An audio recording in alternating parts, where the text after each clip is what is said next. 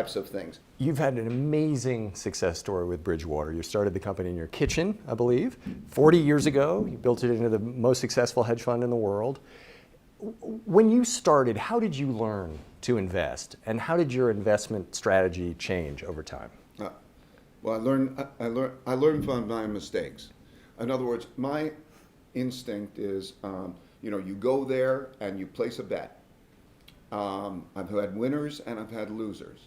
And what I did, every time I made a mistake, they became painful mistakes, but with time, I realized that reflecting on those mistakes would give me gems. What I would do is I'd say, why did I make that mistake? And I would learn from that mistake.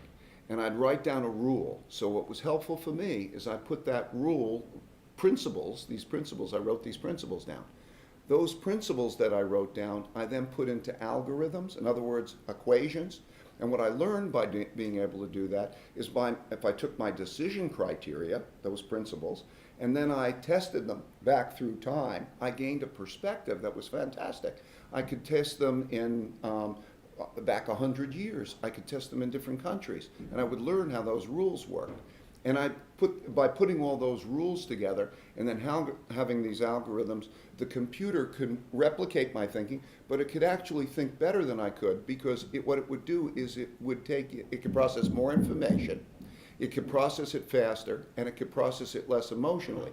So it was like having a GPS that was next to me while I was also making my decisions, like you're driving in a car and you have both operating. And to have that next to me was invaluable. It would learn, I would learn, and together we built that.